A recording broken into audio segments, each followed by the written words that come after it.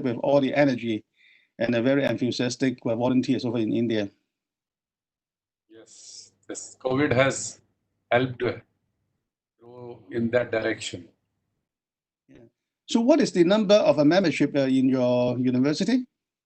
You got a student branch over your side? We have a small number within these are only we don't have a graduation program. We have only doctoral and somewhat faculty members. So the number is not very high. We have only PhD scholars. Yep. What is the exact number, Rishabh? You have? So we have 50 plus. IEEE members, sir. About a year ago. We are, it's a second year? Yes, sir. This is the second year. Yes. We are very recent addition to this family. Mm-hmm. There are other institutions which run graduate and many, post masters and postgraduate programs and many things. They have large. Yeah, please. What is the population of the student in your university? We are, we are distributed all over the country in a way, but every center is separately treated because it comes under one department. So we are a CSIR laboratory as such in general, and we run academic programs under ACSIR, which is like a meta university in the country. So while we have about 5,000 PhD scholars all over the country, but at one place we have about 250 to 500, depending upon location. So that is how, yeah.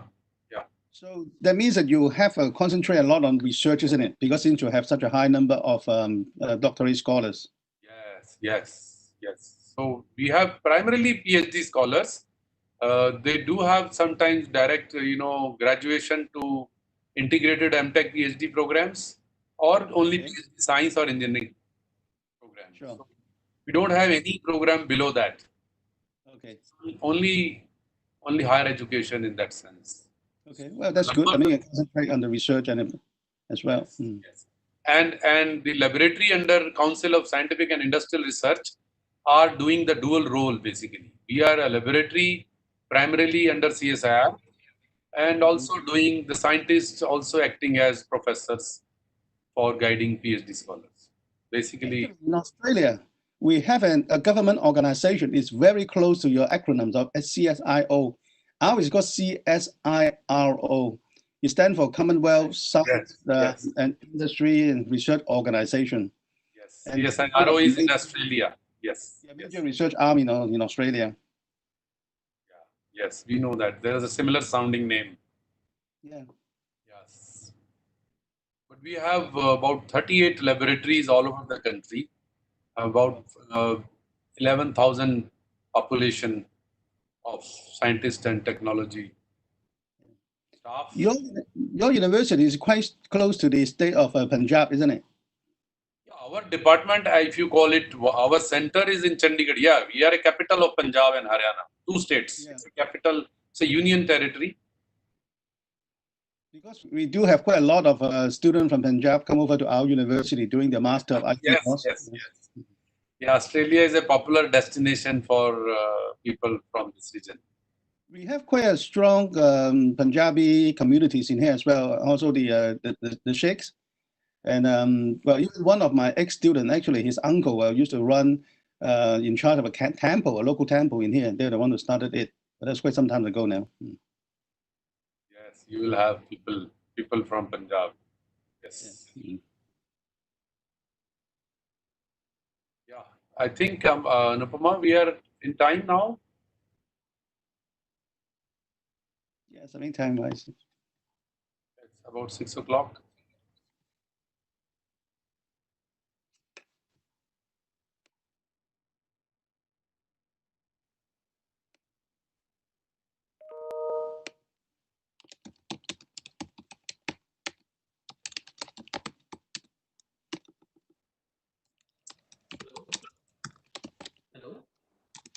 You're audible.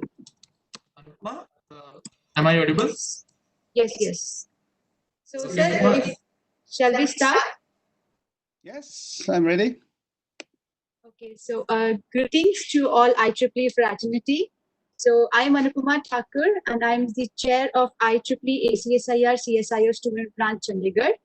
So today we are having the IEEE Virtual Talk Series session and we have with us Professor Lance from Australia. So before we start today's session, firstly I would like to request our branch counselor, Dr. Sardana, for his welcome address. Good evening, Professor Chun Chi Pong Lance. Probably I pronunciated it okay. Yeah, thank you. And welcome to the community IEEE students and faculty members all over the country and others from other places. Welcome to this session on research writing in general. And I am finding very interesting topic by the professor in terms of what you should do with your research paper. I'm finding that topic very interestingly put in and rather creating a lot of queries. And hopefully that the PhD scholars find it very interesting. So we hope that the experience-wise, I saw Professor's Google Scholar page matches with a lot of our interest here. We also work with intelligent systems in CSIO, wherein we have cyber physical systems. We are an instrumentation laboratory, but we work, we will discuss later with the professor that we seem to have a lot of common. Our group particularly has a lot of common to share and to learn from you in terms of intelligent systems. But today we will talk in general, probably from your experience, how students can gain in terms of their publications and whatnot in their research. So over to Professor. Before that, Anupama will probably invite you and formally provide your CV a little bit to share with the audience. So I'll welcome both the speaker and the audience and look forward to interesting discussions today. Thank you. Yes, thank you so much, sir. So before we start today's session, I would like to introduce Professor Lance to our audience. So Professor Lance is an emeritus professor at Australia, and he's the nominated candidate for 21-22 IEEE Region 10 Director-elect, and he's the immediate past chair of IEEE New Initiatives Committee, and he's the chair for IEEE Region 10 Educational Activities Committee. So with this brief bio, I welcome you, sir, for your talk. Okay, thank you very much, Anupa. And I believe all of you are able to see my screen. So what I do is I'm going to take away my camera so they can concentrate while taking a look on the screen. And I welcome the questions whereby you can type into the chat box. So I'll try to answer them. Well, I'll try to finish my presentation and I'll try to read out the question. And I find this is much more effective because sometimes you have a couple of people asking at the same time. So it's much more organized if I can just read the chat box and answer the question. Once again, thank you very much for Dr. Harish introduction. And I also thank you very much for Anupa for organizing this seminar. And as I said earlier on, I have already got my 24th presentation so far. So looking back, it's really a very interesting experience that never have I imagined I'm able to communicate with the IEEE community over the thousands of kilometers away. So just take away one of the screens coming on it. Just something coming onto the screen. The share application. Is it onto the screen? You don't see that, is it? I don't know why I have come onto this one. This is the annotation I think you're trying to do. Can you exit? You can press escape. The application to come onto my screen. Yeah, this is annotation is coming. You can press escape, or there is a cross over this toolbar. It doesn't go. It's still on my screen. I don't know why. I don't know why this. Sir, there is a cross. Yeah, there is a cross. All right, thank you. So again, as I said, I thank you, Anupa, for the invitation from Academy of Scientific and Innovation Research. She is also the chair of IEEE AcSIR-CSIO student branch and IEEE brand ambassador. And as I was mentioned earlier on to Dr. Harris, I'm really, well, quite encouraged, and I have my admirations and also the encouragement to seeing that all the volunteers, well, very enthusiastic and very energetic, well, from India. So first of all, I make a little bit of a disclaimer, although I'm using quite a fair bit of IEEE materials in here, but I want to make it clear that, well, this presentation is entirely my own personal opinions and experience, and not necessarily the opinions of IEEE. And I do not really consider, well, my presentation is really how are you going to write the paper, because I believe that a lot of presentations have been on that, and also in your training that you have been doing that. So I will touch on it quite briefly on that part, but I would rather look at from another aspect. Well, you have your research work done, you've done all the experiment, you got all the data collection, then you start working on a paper. Then my question is, what are you going to do with this paper? So then I try to address some of these questions in here. So the target audience is, well, I do believe that you're the undergrad student, although I just find out that you may not have a lot, but you do have a good number of postgraduate students, PhD scholars, early researchers, the academicians, and also anyone interested in research and publication. Well, I must say that I'm not the tip-top of academics and also the author in the world, but I have, what I can say is I have seen, I observed the changes over the years. And I confess that I'm not even keep updated with the latest development, which again, I can share a little bit with you. So the agenda today is I quickly, well, give you an introduction to myself. Well, the reason I'm doing that is because I'll show you some of those public domain information whereby you can use it to search other people, and so you can use that one to promote yourself as well. And come back to the fundamental question, why do we need to write research papers? And I go back to the IEEE principles, because I'm assuming that we are working on the IEEE community, and a majority of you may be interested in publishing IEEE venues, things like the conferences and the journals. So we do have our principles of scholarly publications and also the ethical publishing as well. So I will point to you those sources and those documents, although I will not cover all of them. And then I'll just briefly take a look at the trends and challenges. As I said, well, I have been teaching for over 30 years, and then I retired for 5 years, although I'm still, well, within the academic circle, whereby I still have student publishing, and I still have supervised student as well. Then we discussed the venues for publication. Mainly, I look at from the conference and the journal's point of view. I will not talk about, well, the other aspects, say, for example, some of those venues whereby they want to trick you or try to get your money. So I'm not going to talk too much on that one. So that lead on to the conference quality. Because in a way that, well, that is implicitly, well, when you write a paper, you want to submit to a conference. So you do expect not so much just for the quality of your paper, but also the quality of the conference itself. Because the worst nightmare can happen to you is, well, you look at a conference, well, it looks quite attractive. Well, the venue looks quite reasonable. And then, well, you pay for the registration, you go there. And then, well, you find out that, well, your paper never appears on Explore. So why? That's so. So, and then you start to find out, and then you find out that, well, the IEEE decided not to include that proceeding into Explore. It's not your fault, not necessarily, not your fault. So I'll talk about that issue. And then there's another new one coming along now is creating impact. Well, I confess that this one really wasn't taken into account when I started my career 30 years ago. Even, I think, close to 10 years ago, well, I retired 5 years ago, and I know that, well, Observe is coming along. But now within Australia context, actually, this has become a big thing. This has become one of the assessment, well, of a researcher, whereby he or she is able to get the grant or not. They look at the impact, well, of the publication. So this is the one I'm going to discuss a little bit later on. So if you want to know me a little bit, because I do believe that now there's a digital footprint for everyone is make very public. So on my academic part, well, you can take a look at my university's website.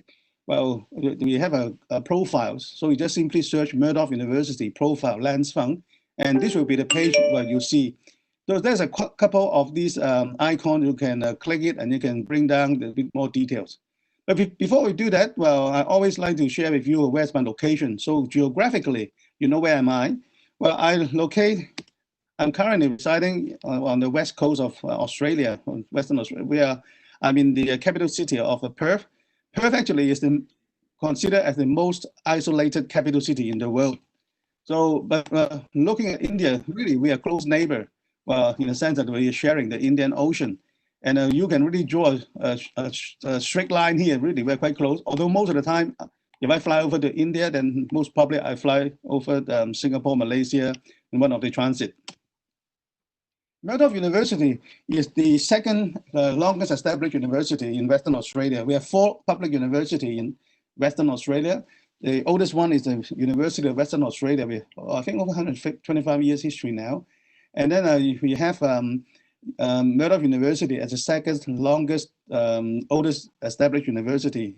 We were established as a research university, first started. So we all along that our student population have been quite small, well, until just maybe looking back 10 to 15 years ago, then decided to expand the number.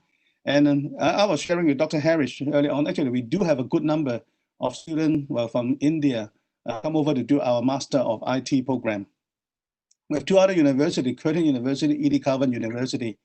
And we have one private university, which is the Notre Dame University, affiliated to Notre Dame University in USA. My personal background. Well, the photo, I always like to share this one because this is my photo of my first job, 1974. And I always like to relate that one to amaze of the advancement of the technology. But what you see over there is what we call is a radio room. So you can see in here, well, I was a young 19 years old, and then in charge of a radio room. Well, we more or less, well, I am in charge of the only communication at the time from the ship to the outside world. And I'm talking about the equipment, which is as big of a refrigerator for transmitter, 1 kilowatt for sending Morse code. And now looking today now, everyone having a mobile phone. If you got a satellite phone, well, you can even reach any part of the world. So this is how technology has been advanced, well, just in a matter of maybe less than 50 years. So I started off I graduated in 74, as I said earlier on. I also spent 1 year in UK between 75 to 76. And then my undergraduate degree was from University of University of Wales, Institute of Science and Technology. And I also got a master's degree over there as well. And my PhD degree was from University of Western Australia. I taught in Singapore Polytechnic, and I also taught in Curtin University. I joined Murdoch University in 2003, and I retired officially 2015. But with the emeritus position, in other words, I have the honorary appointment, and I still carry on with some supervision and publish a paper with the students. Well, during my time in the university, apart from teaching and research, I have also been a number of administration role in the management role as associate dean, research director, and I also manage a research center as well. Well, since I retired, but actually I have been a volunteer for IEEE for over 25 years. But I see, well, since I retired, that I have been having a bit more time dedicated to IEEE. And currently I'm the IEEE Region 10 Educational Activities Committee. So I also been involved, well, for 6 or 7 years, well, in the Conference Quality Committee and also the Technical Program Integrity Committee. And this is the one that whereby to decide whereby a conference proceeding, well, is going to be accepted in Explore or not. And I also been involved with the New Initiatives Committee, whereby I was a chair last year. And this is the one that we support a lot of the major initiatives in IEEE. And some of those, it may go up to around $1.7 million per project. And we have a turnover budget around 1% of IEEE turnover, so roughly around $3 million or so. On the Technical Society, I have been in the System Man and Cybernetic as a Board of Governor, as a member at large for 6 years, but that's the maximum terms I have. On the local geographical units, I have been the section chairs, regions, and also the chapters as well. Well, my publication, well, the Murdoch University, we do keep a research repository. Again, I'll explain to you later on why this one is important. And they have collected 333 of my articles, although in reality, I've closed around 400, because some of those, well, prior to the electronic format, well, it wasn't included. So you can take a look, well, at the repository, at those papers. And I believe most of the latest one, they should have their whole paper you can download. Well, another one, you can take a look at my list of students, PhD students. Well, I have 31 of those theses have been included in the repository. So you can take a look at those theses, so you can download them for the whole thesis. Then you can take a look at the work I have done with the student before. And you can also see that I have the students from different parts of the world, although majority of them are from Thailand. And I have students from Singapore, Malaysia, Indonesia, Middle East, like Bahrain, Libya, Iran, Iraq, etc. Okay, so this is the one whereby I'm going to come back to this later on as well. So Google Scholar, so I assume that you might have a chance to check it. So this is the one that whereby they have the collection, of the paper. So I have sorted according to the citation. So according to here, it tells me, Google Scholar tells me that according to my papers, I got a citations of the H index of 27, and I have the I10 index, so it means that those papers were more than 10 times been cited. And then, I have the most cited paper was published in 1993, called Simulated Engineering-Based Economic Dispatch Algorithm with my late PhD supervisor, Kitpo Wong. Okay, and this is really quite interesting. I'm really, so pleased to see that even this paper was published in 1993, and then I still have a citation even as recent as this year. So I think this one, I just checked it, I think, a couple of nights ago, and it tells me that I have a paper cited, our paper in 11 days ago, another one 29 days ago, another one 62 days ago, another 72 days ago. So actually, I could have clicked on this one and take a look at overall citation over the years. So I'm really pleased to see that the work has been recognized and also been helpful to a lot of people still working in this area. Another one is the ResearchGate. So I have the score, they told me is 28.66. So they put me on roughly around the top 15% of the researchers. Again, identify the highest H cited paper is called Simulated Engineering in here 1993. On computer science area, you can take a look at the DBLP computer science bibliography. So again, it listed some of my recent paper in there. And then also Explore. So Explore, I have a lot of conference paper in there, 126 collected inside there. In Scopus, they have collected 199 papers, and another one under different names because I put a lens in front. Another one, one of my collaborators, he misspelled my university, so that's why it's being taken out from here. So now I have finished my self-introductions, and you will see that I may use some of this information again as an example to illustrate what you can do. So to come back to the fundamental question, why should you write and publish? I remember when I first joined, as a lecturer, really there was no pressure for us to publish. Although, my publication was mainly when I do my PhD. As a matter of fact, I have my first paper when I was doing my undergrad, and then my supervisor at that time took some of my work and then presented our work in one of the symposium. But I really didn't pay much attention to that. And then when I did my master's degree, again, my supervisor encouraged me to write a paper. And then, unfortunately, that paper was rejected, but I have the internal report. And then, at that time, I took up a teaching position in Singapore. So I wasn't really, consider continue any further in terms of research career until that when I started teaching in Singapore, then I realized, it's not sufficient. And that's how I continued to apply for scholarship and then come to Australia. So all those are history.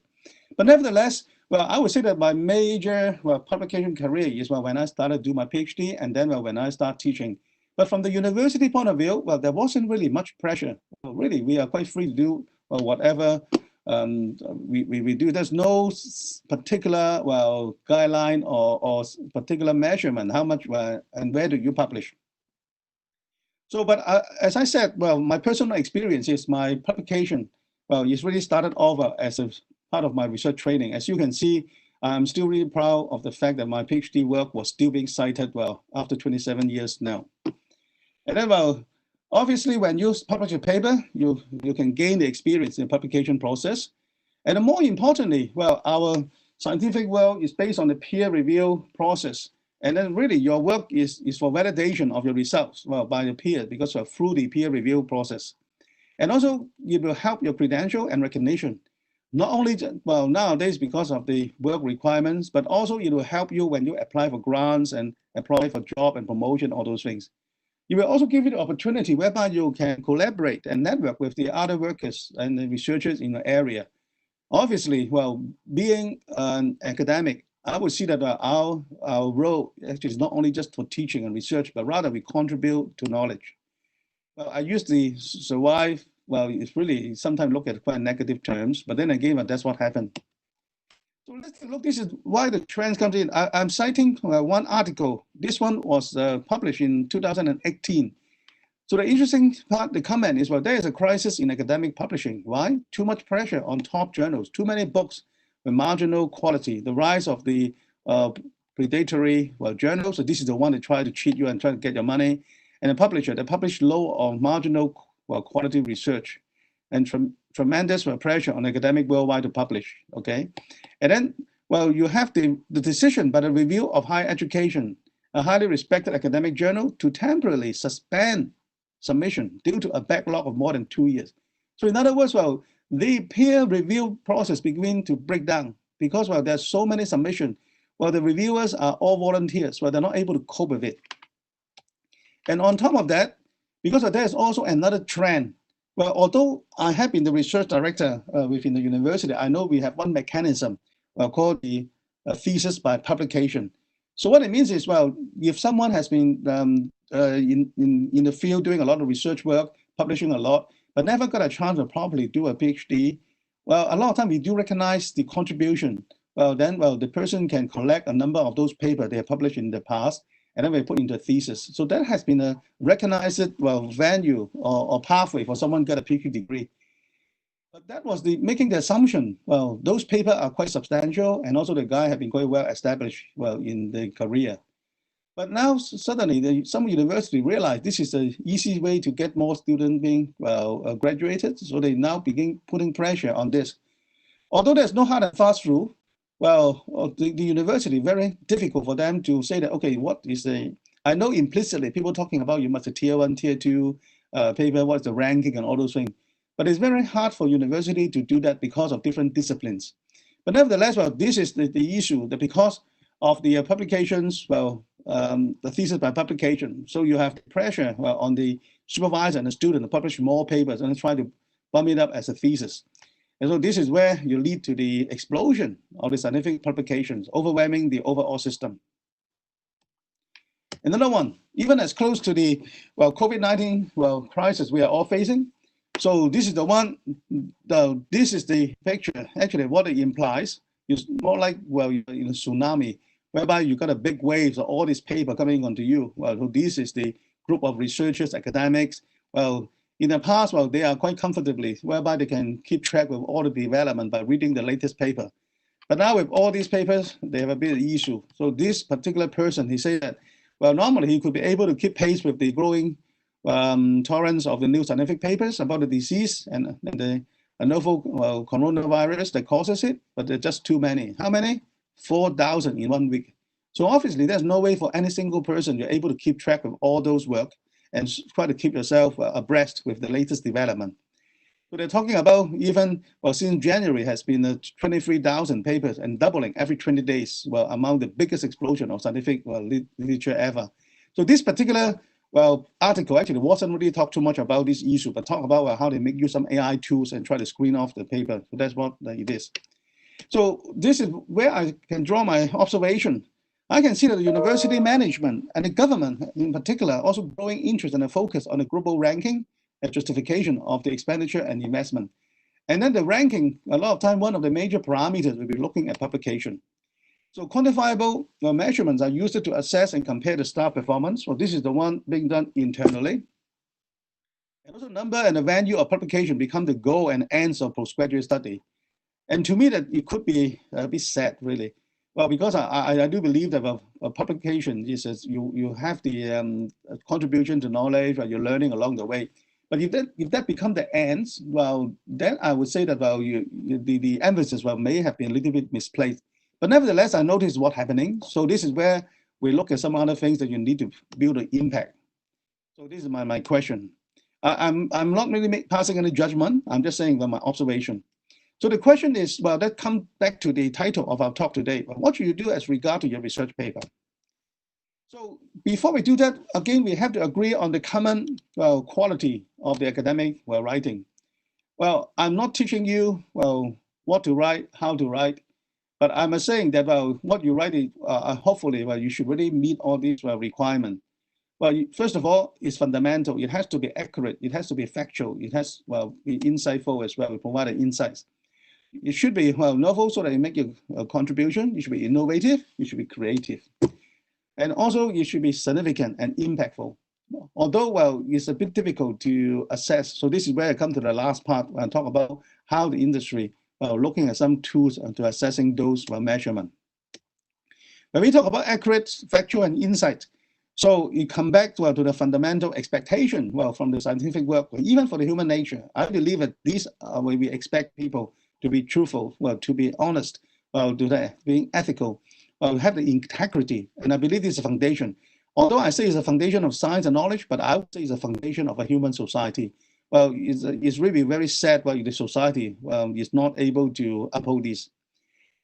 And from scientific work and also publication is concerned, I never, I cannot repeat this well, even more, never falsify your data, never falsify your results, never falsify the methodologies.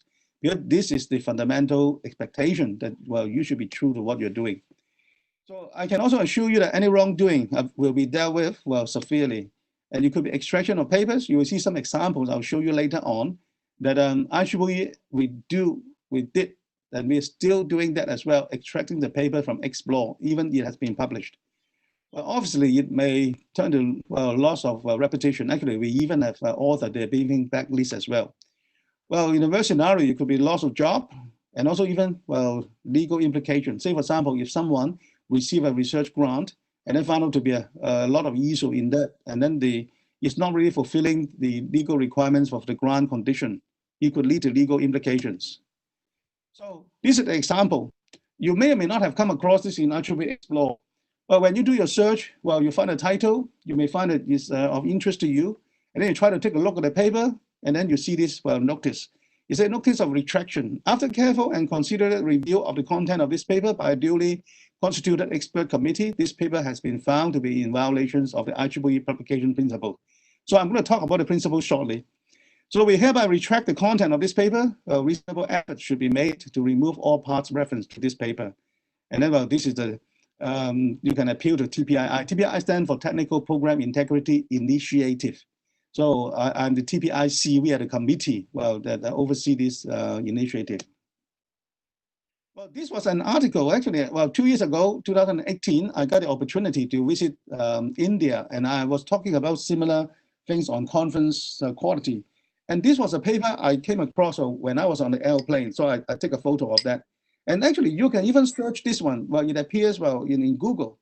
And then there's also similar image of this one. The title of this one says, Plagiarism in Research Could Cost Degree and Jobs. So this is, I should have really put down what is the source of this paper. But as I said, this is from Indian papers. We are talking about the UGC, the University Grants Commission, and then talk about how it assess the level of the plagiarism or similarity. IEEE, again, we have some guidelines on that. So it's not saying that you because sometimes if you go through the machine, well, you will tell you a certain percentage. It's not saying that you can't even have 1%. Sometimes it's just they might pick the references as a similarity, so you don't need to worry too much. But if it is a high degree or high percentage of similarity, and without paraphrasing or without citing the sources, this is the main problem. Well, this is another article. Although quite some time ago now, this 2013, and this one talking about the German education minister quits over PhD plagiarism. And as a matter of fact, well, if you read this one, this is the second such case, well, in 2 years. Well, that was earlier on, there was a chancellor also lost a job as well because they find out the PhD thesis, well, plagiarism issue. So next one is the being, well, novel, innovative, and creative. So authors are expected to have read widely enough and being aware of the latest development in the problem being researched. So the paper you're producing or publishing should have made contribution to knowledge and either new results, new approach, new methodology, and new understanding of the problem. One of the issues we're facing in the Conference Quality Committee is, well, lately we find that, well, a lot of conferences were being run by a single university. A majority of those papers are from the same universities. The reviewers are from the same university. The authors are from the same university. The participants are from the same university. And then, well, the papers inside are nothing more than just simply, well, undergraduate at the even most of a master level of a lab work. So just simply give a result, well, on a lab MATLAB simulation. So the problem is there's no new contribution. Now, although technically, well, we cannot fault it. We're saying that, well, grammatically is okay. English writing is acceptable. If within the scope of IEEE, within the scope of conference. But we really have an issue that if a conference is being allowed to have a high percentage of those paper, of those caliber, and then we might even have to take the hard decision and try to really turn it off. So, however, it's understandable that many papers are published daily, so the contribution by the author is assumed being done in good faith. So we understand. We are not saying that you must, well, be able to cover every paper in the world. It's more or less impossible, as you have seen earlier on.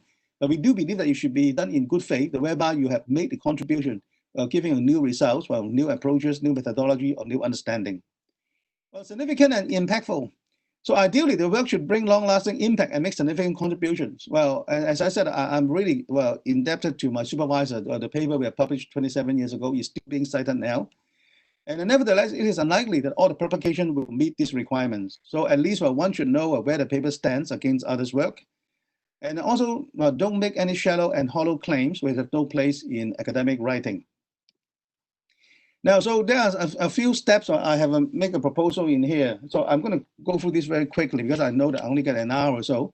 So I'm just very quickly just make a suggestion that when you do your writing, you really need to have a plan. You need to have a publication plan. You need to work out, well, the time. You need to network as well. Because in order to enhance your writing, well, people can helping you also co-author and then also to bring out, well, the network for the linking as well. Well, you may even connect to the grant application as well. Because grant application will look at your credential and your past record very much so. And again, I will use the Australia example to show you why they're looking at impact now as one of the criteria for deciding on the grants. And then you need to have some kind of management plan as well. Well, for research plan, what I'm saying is, well, you need to have an ongoing research area you'll be interested in, and whereby you're able to sustain, well, give a continued output, well, in that area. So you may even go back starting from the time of the doctoral research.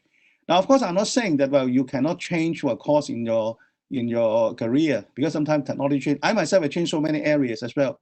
Looking back, it may not be a good thing, although I have enjoyed, because I have too many students, I have covered different areas. But nowadays, well, you might need to be much more focused, well, if you really want to stand out. So you really start off from the admission time that really when you write your research proposal, well, you need to start off by looking at area whereby, well, you know that you're able to continue that work, you're able to justifiable for PhD work. And then when you carry on to the confirmation of candidature, you need to give an ongoing milestone and regular publication that fall into your publication plan. And then you always need to ask yourself the question, having the PhD is not the end, it's only the beginning of the research career. You are only being recognized, well, as an independent researcher. You have the ability to investigate, you have the ability to communicate. And that is what a PhD is all about, and that is not the end. So you really need to think, well, far beyond that. So you may even need to start preparing for your postdoc, well, for maybe looking for academic work and an industrial appointment. And I believe this one is getting more and more common now. Although traditionally, most of the Asian country, the PhD also end up in the university. But I believe the industry actually need more PhD. Or maybe you're good enough, or you can even have a startup as well. And I believe that with new technology, well, you could even make a fortune as well. So the publication plan, you really need to know beforehand, well, try to put down, well, on a piece of paper, okay, when I do my PhD, well, I reckon how many papers I do require, well, to meet the requirement. So how am I going to spread out? How am I going to link my work? When I supervise my student, we always have this one upfront right at the beginning. Okay, I tell them, okay, hopefully you'll be able to get 4 or 5 papers, 1 or 2 journal papers. And then, well, you need to map your chapters, well, to the appropriate papers so that, well, you are killing two birds with one stone. So you publish a paper, then the materials can go straight away into your thesis. And then, well, what do you intend to publish? So you need to, well, link together with your research plan. So you need to answer the question, is the material worth publishing? Okay. And then, well, where do you publish? Well, this is the question we're going to answer shortly. And then who will publish with you? Okay, of course, if you are being a student, then you may have limitation on that. At the most, you publish with the supervisor. And sometimes you might have co-supervisor from your own university or other places, but it is a good time to start by having the collaboration. And then the other one is what to do after the paper is published. This is the one I'm going to talk about later on, as referred to the impacts. Networking. So this is networking with other researchers as well within your area. So that's why when you look into resources like the ResearchGate and Google Scholar, then you can see who are the people, well, in those areas, what are the papers they published before. You need to consider the standing, where they are, well, what is the stage of the career. And also you try to explore any ways of collaboration. A lot of time that if you just send a paper to them, people won't have interest to work on that. A lot of time having the conference is a good place to start. Although right now it's a bit difficult for us to face-to-face networking. But this is the thing you have to keep in mind. Because that will enable you to have the joint research work, joint publication. Another one is, you put yourself up involved with the technical committees or maybe the program technical committee doing the reviews work, editorial team, for the journals. And also, if you are an academic, you might have a student with you, then it's not unusual. I have done this a few times. I have an exchange of students, with some of my friends and collaborators over in Thailand. So they come over to our university, stay for 6 months or 1 year. So through that, we have also joint publication as well. Grant and project is another one. The most important thing is that you have to answer the question, what are win-win situations so that your collaborators and you will be both benefit from the relationship. Did I mention about the grants and projects plans? So I'm not going too detailed in here because I do this in the past where I have some seminar talking about grant application, etc. So, but you have to lay out the arrangement beforehand so that, you also need to have some kind of compatible record so that the grant, the decision maker looking at it, they know that it's not going to be too imbalanced. And you might even have some intellectual property, copyright and patent, those kind of things to settle upfront. So you might, in the university, we have a legal department, we may have to set up contract on those issues. Management, I'm talking about really, you need to balance everything. You need to balance your study, you balance your social life, your family life, also your career. But I do take into account the volunteer work is quite important. As far as I'm concerned, IEEE have been part of my ongoing career and also part of my the work and friends and networking as well. So you have to manage the resources and the finance as well. I'm talking in particular, this is the case when you have the research grants, you work out the relationship management and also the professional organization. This is where I talk about the volunteer. But I have seen people also sometimes maybe overdo too much, that you really still need to do the balance because the full-time work is the one that paying you the salary. So you do not really sacrifice that one just for the volunteer work. You need to balance your own time. So now come back to the question, which is closer to the topic now. So now I have share with you, how I give you some suggestion on the plans on your research and your academic work, and I also talk about in terms of the need of that. So now let's take a look specifically. Now you got a paper. So what should I do with it now? Okay, first of all, you have to answer the question, where should I publish and in what format? In IEEE, if it is going through the main one on the publication, mainly you may refer to the transactions and journals and letters. And of course, you got a conference proceedings as well. But normally for the conference proceedings, they may not have an impact as great as the transactions and journal. So that's why nowadays, people still look at the journals and the transaction are much more higher weightage when they consider one for career, because this one will be there all the time. And a lot of time people easier access to those publications, so can cite your papers. But straight speaking, you can also do some non-referral work. What I mean is, you can have internal presentation. In particular, for student, PhD student, undergraduate student, it is a good opportunity to practice and also get yourself trained. I find out that in particular, my PhD student, even after 6 months after the confirmation of candidature, they sometimes still not yet fully have a grasp of the research question, but have this ongoing, I always force them to go on a presentation, give me 3 minutes and talk about all the work. And over time, they're able to have the good understanding. They have a good insight of what they're trying to work on. We're able to, to present with confidence. And because in particular, when you do the presentation, people ask you questions. So if you're not really convicted by what you're doing, you'll be caught. But then again, it's a good learning process. So you have an internal report blog, social media articles. Now, in particular, social media, you will see that later on, I'll mention about that, is one of the measures nowadays now. Well, we can have book chapters or books. When I talk about the peer review, this is a more conventional one than looking at the abstracts and extended abstract. Strictly speaking, sometimes they are being considered as part of the publication, but well, looking at the conference quality, we have major problem that are looking at 2 papers that consider as a conference paper. So we expect the minimum of conference papers 4 to 6 pages, maybe letters you can see on the right-hand side, and on transaction and journals, well, which has been said already, and also magazine title as well. In terms of the conference, well, mainly the papers appear in the proceedings, and they're expected to be reviewed within a time frame.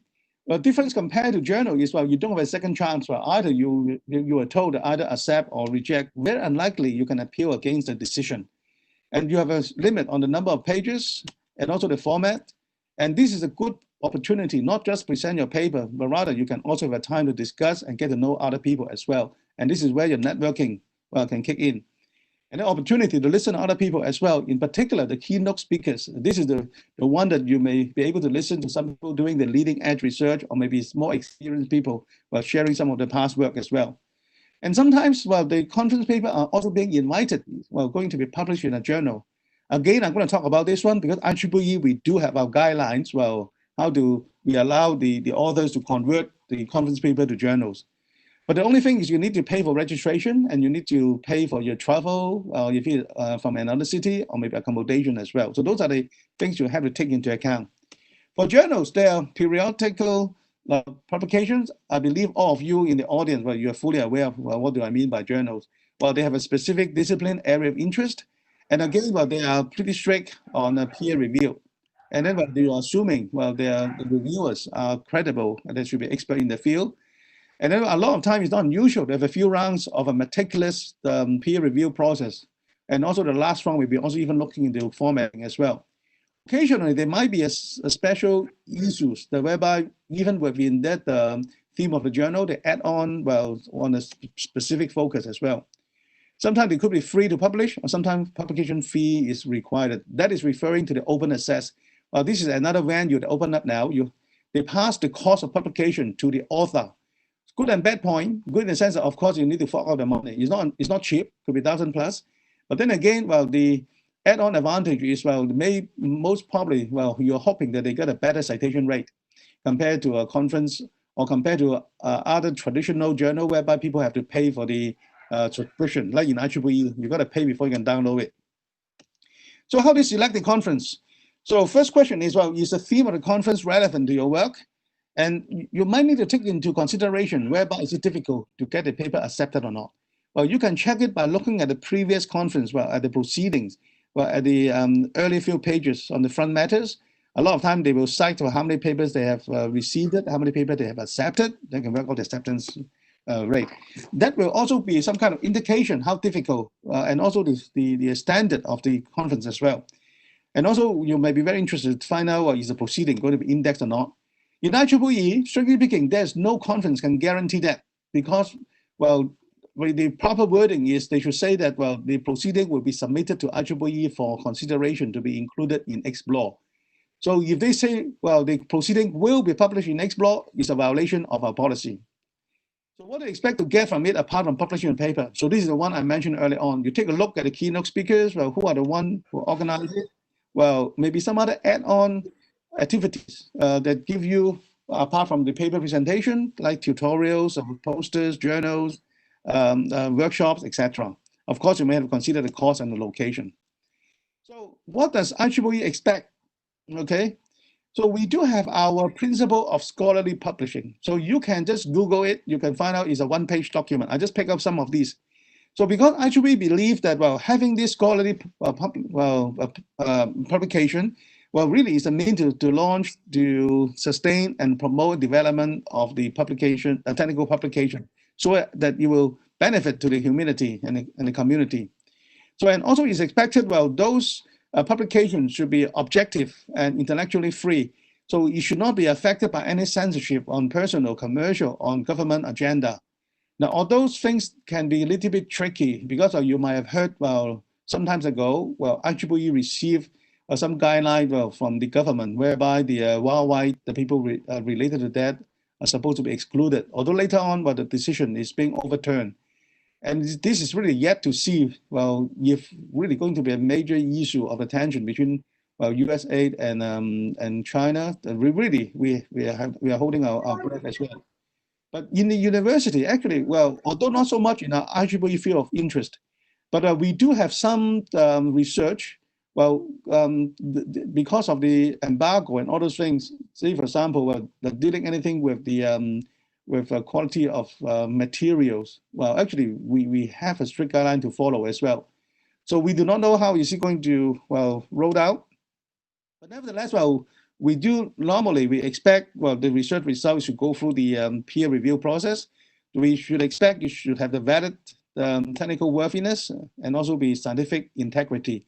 So this is what I meant. Well, we don't expect any falsifier for the results and the methodologies, etc. So that we can have confidence in the research.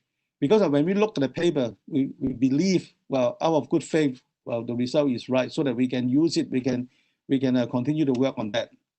So the principle of scholarly publishing are some of these, because we believe that the peer review and unbiased information helps enhance the quality of life for all people. And also, IEEE allowed for the author, you can post your own content for free public access at your own website or at the employer's institutional repository. That's what happened to the paper on my website. So when you go to IEEE Explore, you may see one of my past paper. But a lot of time you may not be able to get it unless your university has a subscription or unless you are with that society. Otherwise, you can take a look at my personal website. You can take a look at my university repository. Maybe you can get it from there. And also, we believe that, the publication of this is just based on the core values and the principle of operation. So there are a few more pages on this. I'm not going through all this. But you have another section in IEEE manual. This is the operational manual for IEEE publications, product services and publication board. It's one of the 6 major boards in IEEE. So you have a particular section. Well, this is from the publication services and the products board operational manual 2020, section 8.2 is talking about different roles. I'll just pick up those one and talk about, although there are a few pages of this again. You talk about the role of the editor. We take the editor have the overall charge in terms of oversight and stewardship of the periodicals and the conferences. So that's why I said that why we reject a proceeding, not because of some single individual papers, although sometimes some individual papers can indicate a problem with the conference itself. But we do consider if the quality of the papers are not acceptable, then we say that the conference organizers have not been doing their job properly. Thereby, we cannot trust the quality. That's why the proceeding wasn't accepted in Explore. It happens. So the main thing is we expect the editor should uphold the code of ethics, and there should be no coercive actions against the authors and referees, and should adhere to the requirements and guidelines. Now, this is the potential problem because people can manipulate in terms of the citation because they look at citation. So again, IEEE, we do have some measures. Actually, I'm involved in one committee. We're looking at the metrics, how we assess, because we find out in the past, there has been some editors. It's not really, we don't consider they are complied to the IEEE principle. Say, for example, like what we call the stacking. You can see that they consistently publish some of the contents, or maybe just consistently citing their own papers. So we do expect that the editorial decision should be fair, reasonable, and justifiable. And then the individual should perform the duties collegiately, and also the respect with for the authors and the reviewers. From the author point of view, again, we expect them to accept all the basic definition and guidelines of being honest and proper behavior addressed by the requirements, and also the guidelines in the manual. And also it should be fair and reasonable credit should be given. This is where the plagiarism comes in. So if you have any other technical work by other people, you should properly give them a credit and cite them accordingly. And the guideline, again, providing the direction for the anyone intend to publish in IEEE. And then on the referee as well, as you can see, there are the 3 stakeholders in there: editorial board, the referees or the reviewers, and the author. So again, they're expected to uphold the integrity of IEEE for the review process. Expectation exists that align with the principle of the ethical publication in the manual. And they should have no intent to influence the bibliometrics measures, citation index, and other metrics, because we see that that is a very tempting for them to manipulate it so that to pump up their own citations. So any violation of this will be referred to the vice president, and they will lead to issues like what we have seen earlier on, like the extraction. So those are the basic expectations in IEEE for our publication. And on top of that, there was another paper published in 2015. Now note that the people involved in here is not only IEEE. You see that these are our partner indexing organization, IET. This is used to be IEE, and that was my most cited paper was published in, and that was published in this is a UK organization, Institute of Electrical Engineers. Now we changed the Institute of Engineers and Technology.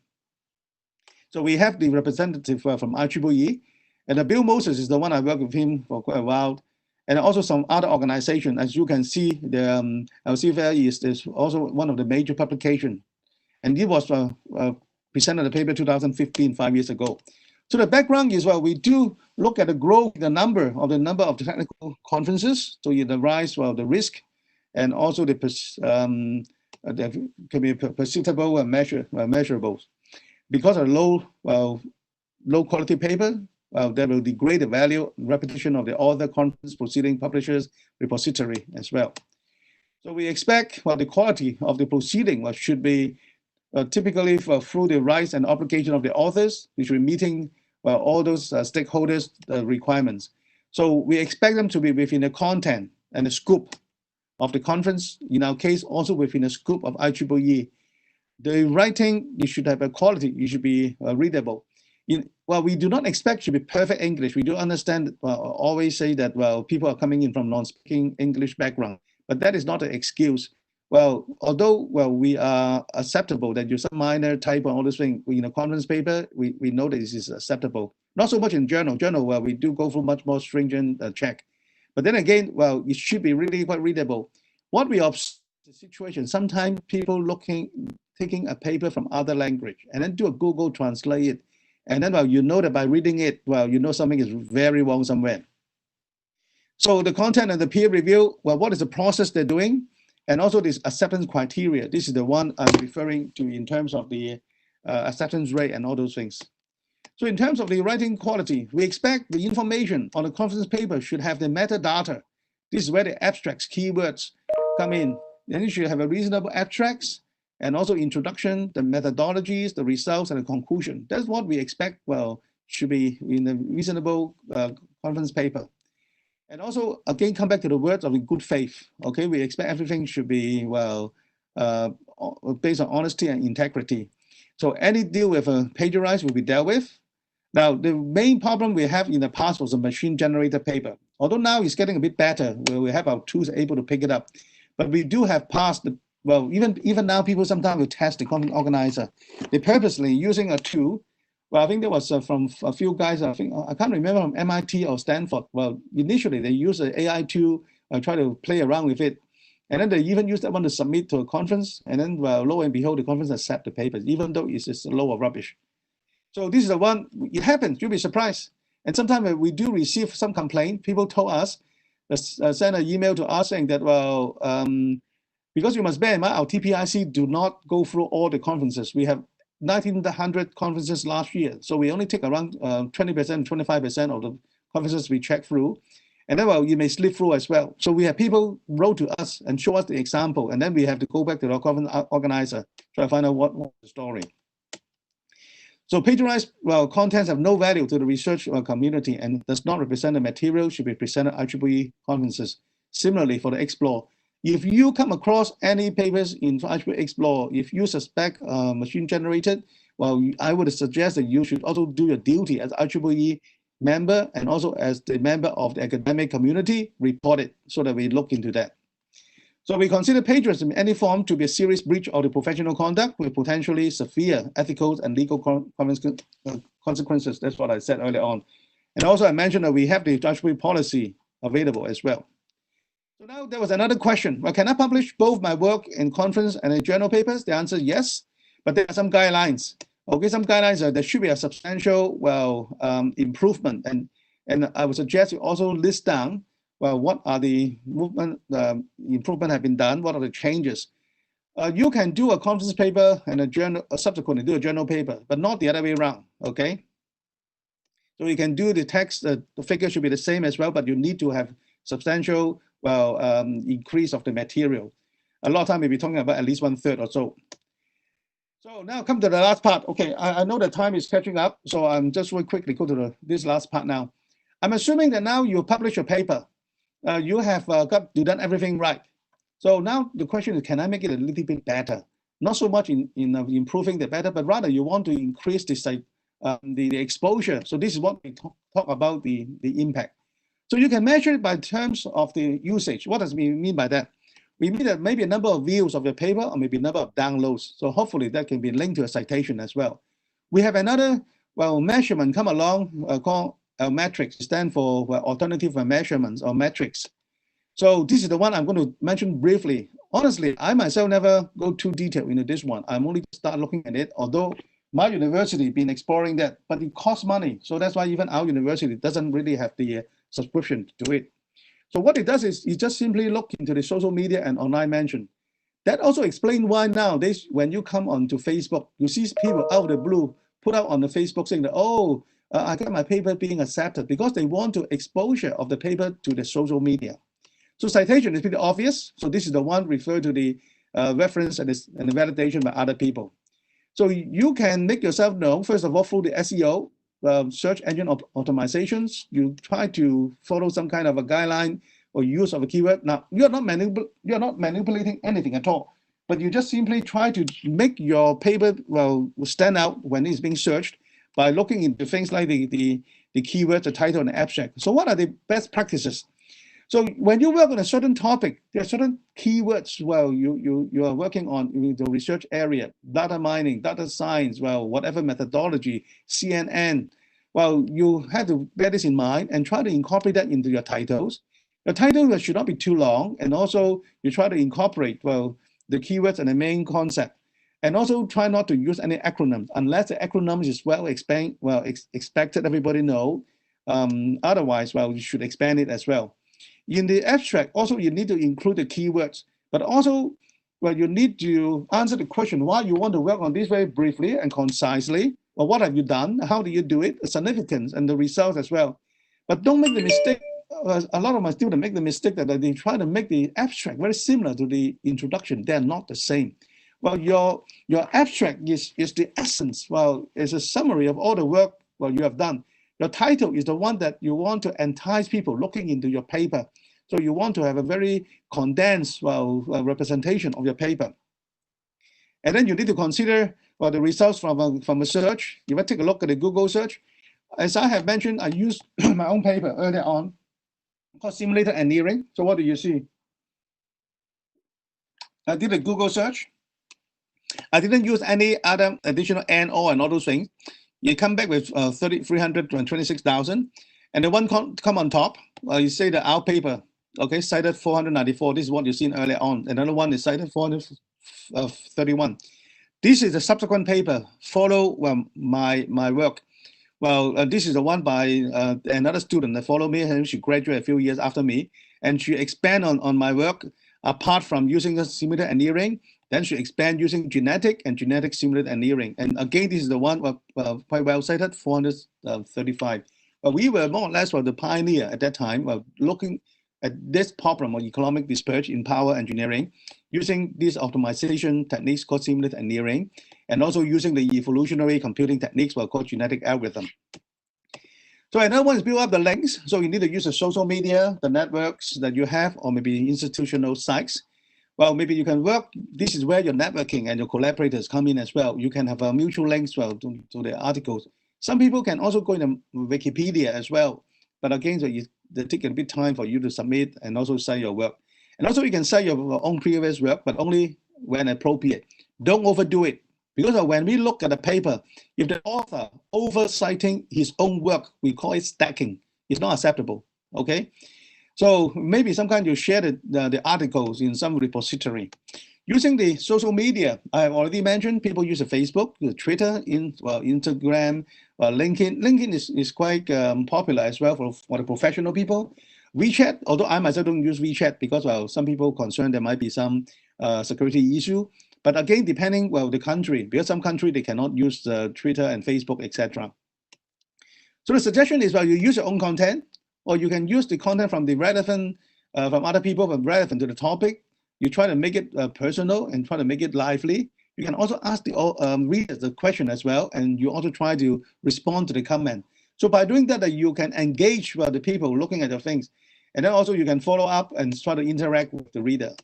So when you use the social media, it's a good idea. Try to put the pictures, put into images, photos. And also you must bear in mind also the loyalty as well. Try to use a loyalty-free images. You can use your own video as well, but also try to have some limitation on the video, using hashtags so that people can search it, encourage comments from the readers, questions, encourage subsequent actions as well, challenge them. Don't make the video too long. You can add some subtitles to the video. A lot of time people may not hear the video. They don't turn on the sound. You can also share other people's posts. So in terms of the impact measurement, so what are they? So obviously, Scopus, SCI, Web of Science, Metric, this is the one you have seen. Google Scholar, you have seen already. Clarivate, Analytic, or ResearchGate, you have seen some of these already. So impact factor is one of the major ones. The people assessing the journals where you publish, they try to put this one into the conferences as well. So what it means is a numeric figures that's based on the number of citation of the papers in that particular journal for the past previous years. So for the 2019 impact factor is referring to the number of papers have been published, and the number of citations of these 2 years. So obviously the higher is the better. So that means that more people cited the work from this journal. So what are the pros and cons? The pros is, it looks like quite easy to calculate, quite transparent. It's quite well established for over 50 years already, and also the quantifiable figures. But the cons is, sometimes you're not necessarily, you can collect all the citation, in particular, some of those in the conferences. And also the windows may not be appropriate, because if you're only looking at 2 years, may not be fair, because some of the work, as you have seen my work, 27 years ago, it's not included. Citation is not necessarily a validation, because sometimes you might have a citation because of people rebuke or people contradict your finding. And it also could be manipulated. As I have said earlier on, citation. That's why this is one of the things we expect the authors and the reviewers and the editors should follow the ethical publication guidelines. H-index is another one. Again, you have seen that I have an H-index of 27 being coded in the ResearchGate. So it means that he or she has H papers has been cited H time, at least H times. So in other words, the minimum citation a person should have is H multiplied by H. So if someone say that a citation of 25, so it means that the person should have minimum 625 citations on the 25 papers, each one should have 25 citations.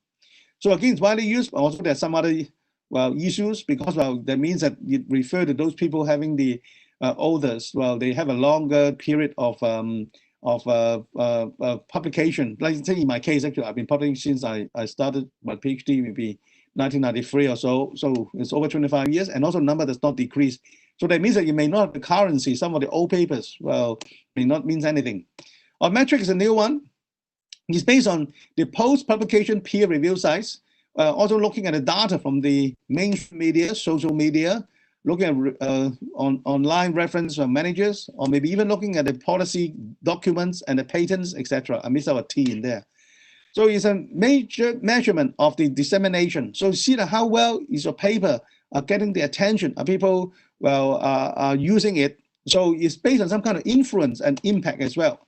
So as I said, our university even don't have it because you're going to subscribe to it. But University of Melbourne, they got a pretty good site and explain all those things. So I'm not going through all this in explaining, but you can take a look for yourself.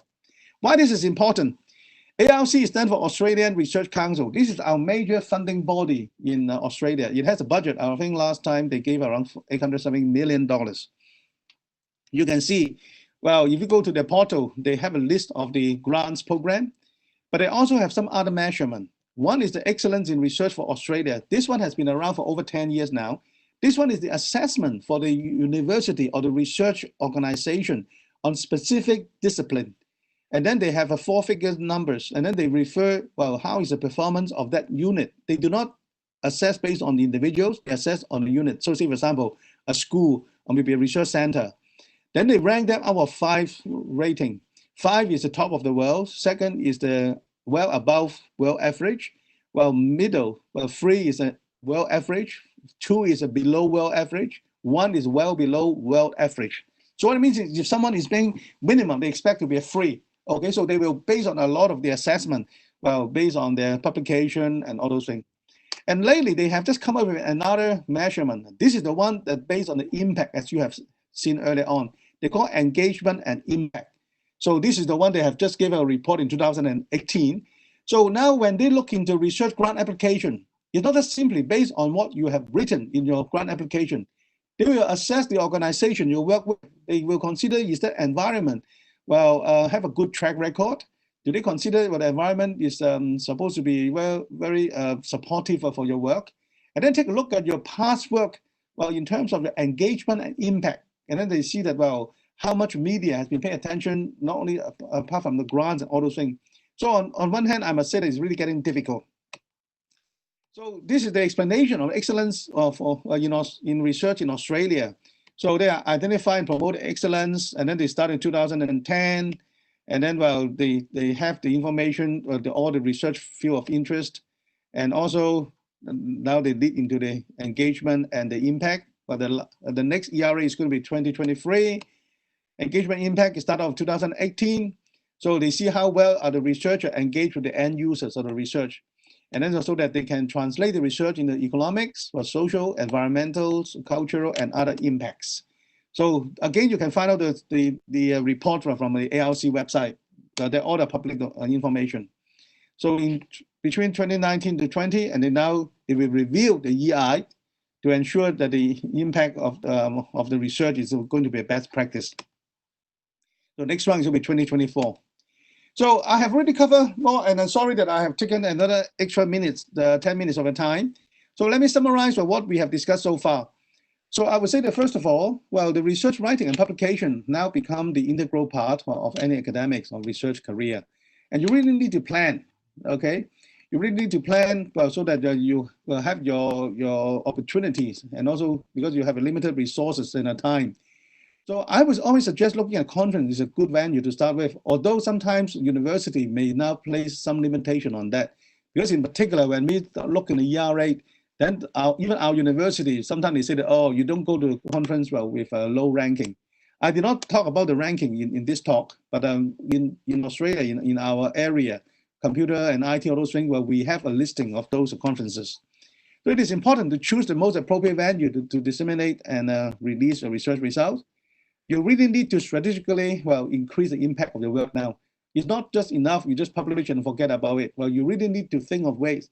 It's no longer just a number that counts, but rather you want to enhance and increase the impact of the paper as well.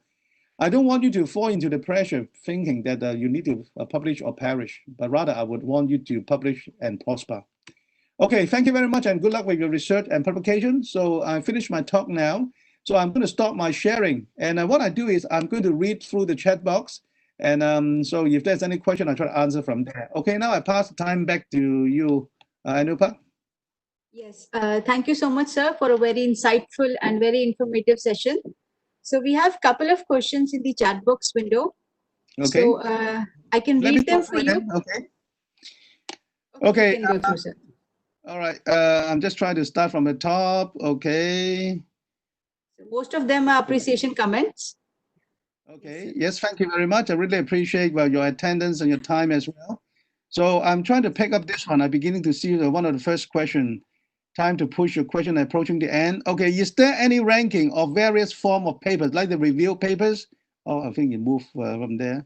Like review papers or paper published after proper research, like while applying for university, is there any differentiation between the student who has published a review paper and a proper research paper, assuming both work are being published in the same journal? Now, I would say in terms of the ranking itself, I'm not too sure is there any third party, but obviously the O-metric will be one as well. But then, well, for subscription or metric, well, you need to, even as I said, our organization, and I admit that I did not really pay much attention to our metric. Well, this one just come along in the past few years. So, but obviously citation will be one, but obviously it is not so much in terms of the new papers coming along, because you need some time for the citation being built up. Now, it all depends on what is your role. Now, if your role is just simply applying, well, for the admission, okay, well, for, I'm assuming a student, then I would say that, well, if I were the research, well, director, I wouldn't pay too much attention, saying that if you got a good review paper actually could, well, contribute quite substantial work as well. When I say good review paper, it's not just simply copy and paste of what other people have said, but you must provide, well, insightful critiques, well, of those work. And that will be a good review paper. It's not just simply I have a lot of citation or references inside there that you consider a good paper. Okay, so I would consider that will be important things. So it's quite subjective, because different people may looking at different things. So it's hard for me to tell you that is there any ranking on this paper. That I wouldn't say that a review paper is worse than a proper research paper. You can do a proper research paper, but you haven't got enough insight of the significance of the work. Okay, not much use at all. Okay, so I move on to the next question. This was the next question. Okay, the next one is, well, what is the role of impact factor of any journal during deciding a journal? Well, I would say that the impact factor is only a comparison. So although sometimes people may decide, now, as I said, in Australia, we have one organization called CORE, which is a committee made up of all those head of school within the computer science and IT. And they themselves really come up with a list of the conferences as well for the ranking and the tier and for the journals as well. But unfortunately, well, that one is still subject to a lot of criticism, because they are being decided, well, by a panel of committee members. And sometimes people, and also they did not really make it too transparent, although they invite people to submit, well, okay, what is the finding? Well, should they really put in more journals and paper, or should they really take out some, or they move the ranking? So it's still a bit of an issue in there. So I would say that it's up to you. So my suggestion is, well, ultimately, I personally will not look at the impact factor is the most important. Of course, it's good to have a high impact factor, so that you know that you got a better chance, or maybe a better being cited. But having said that, you must bear in mind, having an average impact factor does not mean that every paper in that journal is going to be cited, that one. So I can have a 20 papers, I cited 200. So it appears that you have an impact factor of 10, but maybe all the 200 belong to one paper. So then what happened? The other 19 haven't got any citation. So it's very hard to say. It's more important for you to see what is the trends of those papers. Is it relevant to your work? Are they relevant? So when you submit the paper, how much you also cite those papers as well? Because otherwise, well, people think that, well, if you submit a paper to our journal, you even don't know. Now, I'm not asking you to manipulate the citation, but really you need to demonstrate your work is relevant, well, to the field of study. Okay, that's what I'm saying in here. Why reviewers, I'm just looking at this on this move away. Why reviewers were doing just like the review process, simply rejecting, find reasons to reject. I know the experience, okay? Now, I put it this way. It all depends, are you talking about, I'm talking three scenarios. One is the conferences, another one is the journal, another one the grant application. Now, I would say that one of the problems they're facing right now is you got too many submissions. So now even come to the point that not necessarily every paper will be blind review. You even have what they call dark review. What it means is you might even get thrown out in the first round. Now, not necessarily because they just want to reject you for the sake of reject you, but they just simply haven't got anything appeal to them. They're not really having anything, they feel confident that, well, they want to put their time and effort in trying to review your paper. Because strictly speaking, if a good reviewer, while reviewing a paper, it's not just a matter of reviewing, accepting or rejecting it, but rather they should, I would expect if they do the job properly, they should provide constructive, comments, okay? It's not as simple as, oh, I reject this paper because you haven't cited this paper, you haven't do this. I honestly, sometimes I hate those kind of review as well. If you keep on telling me I haven't done it, haven't done that, but then there's no way we can do everything, right?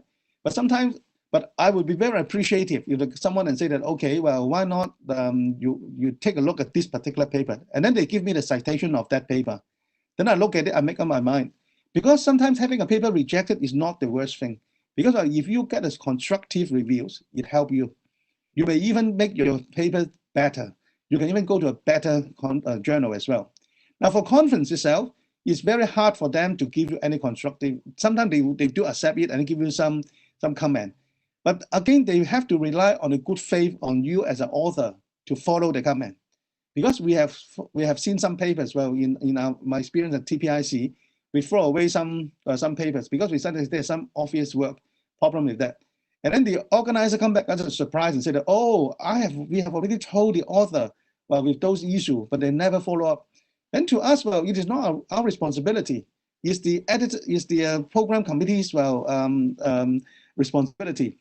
So coming back to the question you asked earlier on, well, I don't think they're really finding reason to reject it. But really, sometimes you have to admit that some is overwhelming. Okay, so really, it's not rejecting, because sometimes when you look at a journal, they really want to have a good journal papers to be published, so that they can be more citation. Check our figures and diagram resolution fit or not for the journal. How to check our journal's citation? Now, normally you should have an author's guideline. Okay, in IEEE, where we have a strict author guideline for conference and journal papers as well. And even if you go into IEEE conference, we do have a PDF check as well. So they will check for you automatically.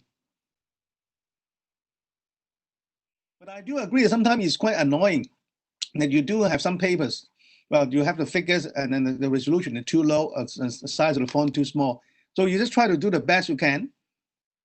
Okay, should a research work be appreciated by the impact factor of the journal in which it's published in, or the impact factor of the journal it is cited? What do you think? I would say that, well, when your paper is being published in a high impact factor journal, of course, well, you will be considered you're on par to them. Okay, when you are citing a high impact factor journal, it does not really mean much things apart from maybe, well, some of the work you need to cite. I don't think really it gives you some kind of quantitative advantages just because you cite those high impact journal. You really, as I said, I wouldn't consider the impact factor as the first priority. I come back to the question is, are your work, well, innovative? And how do you feel that you stand against other people? Because this is only some kind of subjective assessment. It's very hard to say that you relate a single paper. Peer review improves our research quality and teaches us many aspects of thinking. I agree. Now, when you think about the peer review, sometimes don't wait until you submit your paper. Why not have a peer review of your paper before you submit? So this is where sometimes your networking collaboration comes in as well. Even your colleagues. Well, same thing applies to grant application. Well, get someone to read it, see can they understand what you're trying to say, and you can pick up your grammatical mistake and all those things as well. Okay, what others? What is audio X and graphic abstract impact? Well, how does it improve our impact? Honestly, I haven't come across those terms. I need to read it up as well. Okay, thank you for introducing me to this audio X and graphical abstract. Okay, honestly, it's new to me. Okay, sorry about that. Okay, I think that's come to the end of the question, isn't it? Yeah. Yes, sir. So I believe all the questions are. Any other questions from the participants? As we are running short of time, so any more? Okay, so I believe, sir, there are no questions. So, Siddhana, sir, I request you for the vote of thanks.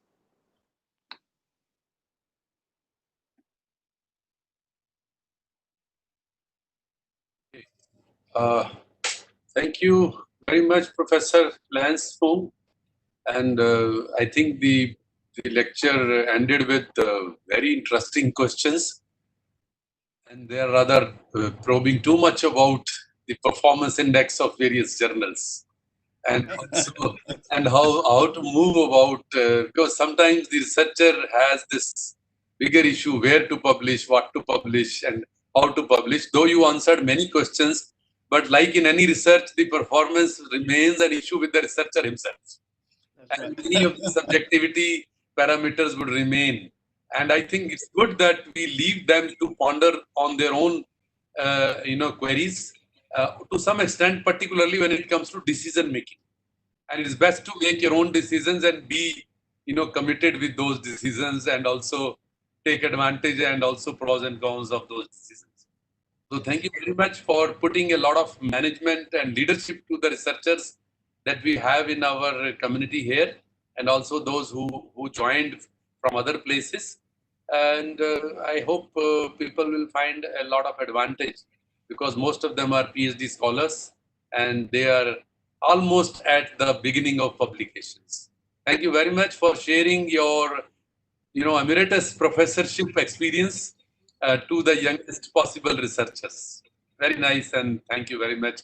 And good health for you as well in this period. Okay. Once again, thank you very much for the time. Yes.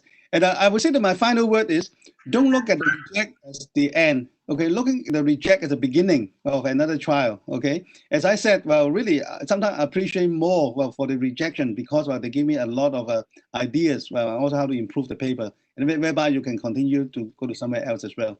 Okay, once again, thank you very much for your time. I know that you must be getting hungry, and then hopefully we can get in touch some other time as well.